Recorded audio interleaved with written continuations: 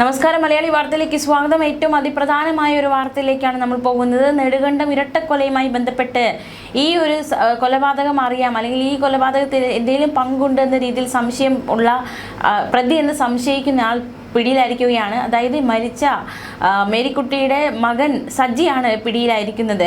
നെടുങ്കണ്ടം ഇരട്ടക്കൊലയിലെ നിർണായകമായ സംഭവമായി മാറിയിരിക്കുകയാണ്. പ്രതി സജിയെ പിടികൂടിയിരിക്കുന്നു. കഴിഞ്ഞ ദിവസങ്ങളൊക്കെ സജിക്കായുള്ള അന്വേഷണം പുരോഗമിക്കുകയായിരുന്നു. സജിയുടെ തന്നെ വീടിന്റെ സമീപത്ത് നിന്നാണ് ഇപ്പോൾ ഇയാളെ പിടികൂടിയിരിക്കുന്നത്. സജിയുടെ വീടിന് സമീപത്ത് ഒരു മലയുണ്ട്. ഈ മലയിൽ ഒളിച്ചിരിക്കുകയായിരുന്നു ഇത്രയും കാലം. തുടർന്ന് ഇവിടെ നിന്നാണ് ഈ പ്രതിയെ പിടികൂടിയിരിക്കുന്നത്. ഇയാൾക്ക് ഈ കേസിൽ എന്തെങ്കിലും പങ്കുണ്ടോ, കൊലപാതകത്തിന് പിന്നിൽ ഇയാളുടെ എന്തെങ്കിലും കൈയുണ്ടോ എന്നടക്കമുള്ള കാര്യങ്ങളാണ് പ്രധാനമായി അന്വേഷിക്കുന്നത്. പ്രത്യേകിച്ച് ഈ വ്യക്തികളെ കാണാനില്ല എന്ന പരാതി നൽകുന്നു. പരാതി കിട്ടി പിന്നാലെ അന്വേഷണമായി എത്തിയ പോലീസിന് മുന്നിൽ നിന്നും സജി ഓടിക്കളയുകയായിരുന്നു.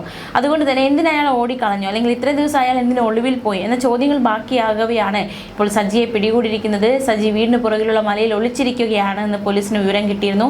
പിന്നാലെ ഡ്രോണും മറ്റും ഉപയോഗിച്ച് അന്വേഷണ സംഘം പരിശോധന നടത്തി. ഈ പരിശോധനയിലാണ് പ്രതിയെ കണ്ടെത്താൻ സാധിച്ചിരിക്കുന്നത്.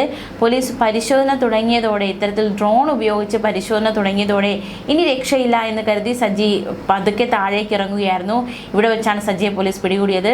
പ്രത്യേകിച്ച് ഒരു നാട്ടുകാരനാണ് കണ്ടത് സജി അവിടെ നിന്ന് ഇറങ്ങി വരുന്ന കാഴ്ച. പിന്നാലെയാണ് പ്രതിയെ പിടികൂടിയത്. എന്തായാലും ഇയാൾക്ക് ഈ കേസിൽ പങ്കുണ്ടോ എന്നതാണ് ഏറ്റവും പ്രധാനം. ചോദ്യം ചെയ്തതിന് ശേഷം കൂടുതൽ വിവരങ്ങളിലേക്ക് എത്തുവാൻ സാധിക്കും.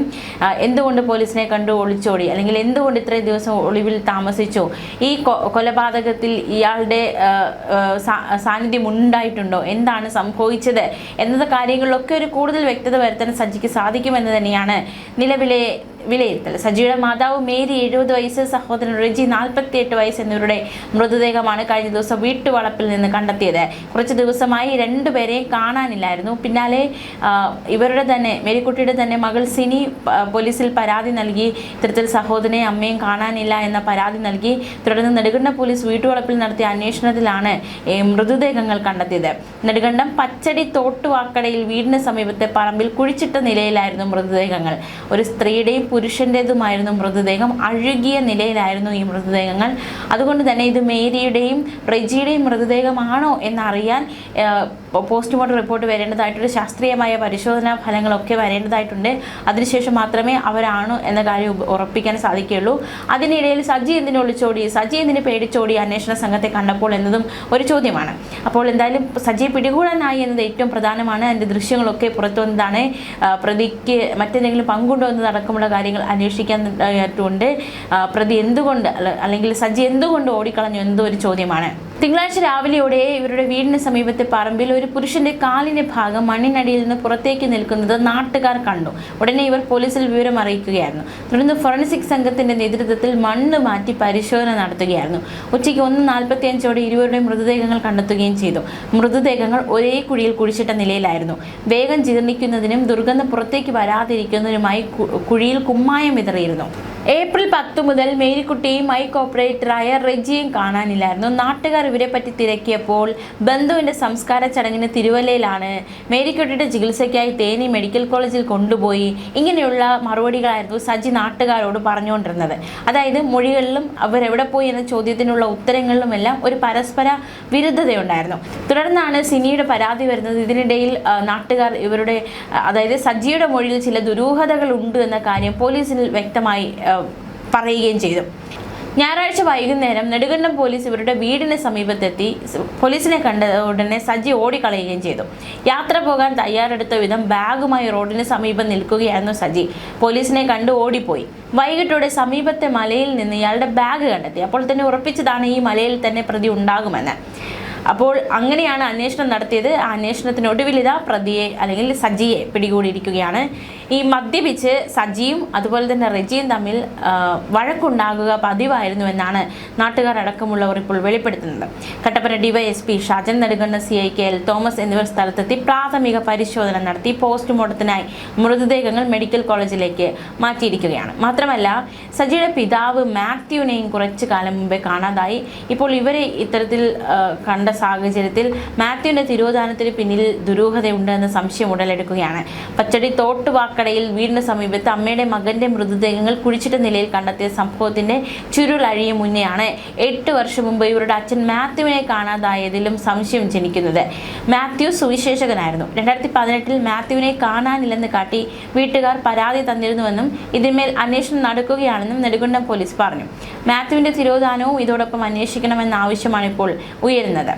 എന്തായാലും 2 മൃതദേഹങ്ങൾ കണ്ടെത്തിയ നടുക്കത്തിലാണ് ഒരു നാടായിരിക്കുന്നത്. വീടിന് സമീപത്തുള്ള പട്ടിക്കൂടിന് സമീപമാണ് ഇത്തരത്തിൽ കുഴിച്ചിട്ട നിലയിൽ മൃതദേഹങ്ങൾ കണ്ടെത്തിയിരിക്കുന്നത്. എന്തായാലും നാട്ടുകാരെ ഒന്നടങ്കം ഭയപ്പെടുത്തിയിരിക്കുന്നു ഈ സംഭവം. നാട്ടുകാരുടെ സംശയം തിരച്ചിലിന് വഴിമാറിയതോടെയാണ് കൊലപാതകത്തിന് ആദ്യ തുമ്പ് കിട്ടിയത്.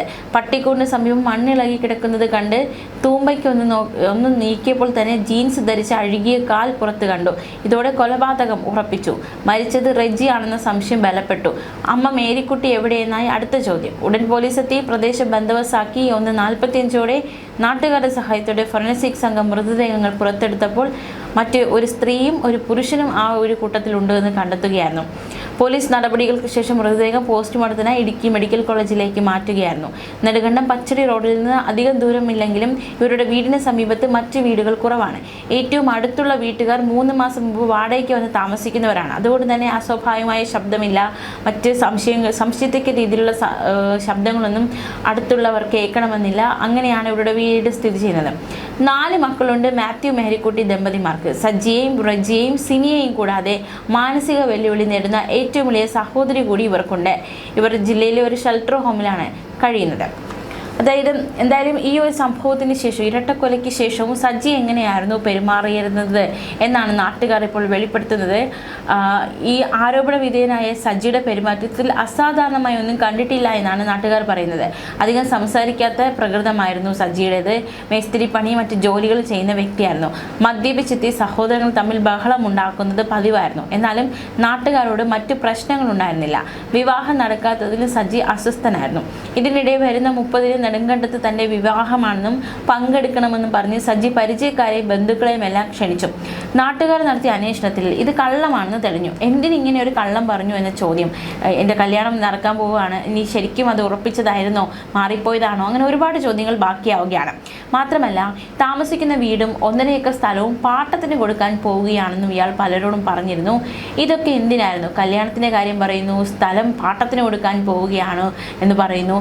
ഈ പറച്ചിലൊക്കെ എന്തിനായിരുന്നു എന്ന ചോദ്യമാണ് നിലവിൽ ഉയരുന്നത്. എന്തായാലും സംഭവത്തിൽ സജിയെ പിടികൂടി. ഇത് ഏറ്റവും നിർണായകമാണ്. സജിയിൽ നിന്ന് കൂടുതൽ വിവരങ്ങൾ അറിയാൻ സാധിക്കും. സജിയുടെ മൊഴി ഏറ്റവും നിർണായകമായി മാറുമെന്ന് തന്നെയാണ് കരുതുന്നത്. ഈ മരിച്ചവർ അല്ലെങ്കിൽ ഇപ്പോൾ കണ്ടെത്തിയ മൃതദേഹങ്ങൾ മേരിക്കുട്ടിയുടെ റെജിയുടേതാണോ എന്ന് സ്ഥിരീകരിക്കേണ്ടതായിട്ടുണ്ട്, ശാസ്ത്രീയമായി സ്ഥിരീകരിക്കേണ്ടതായിട്ടുണ്ട്. അതിനായുള്ള കാത്തിരിപ്പിലാണ്. എന്തായാലും സജിയെ പിടികൂടിയത് ഏറ്റവും നിർണായകമായി മാറുകയാണ് കേസിൽ. ന്യൂസ് ഡെസ്ക് മലയാളി വാർത്ത.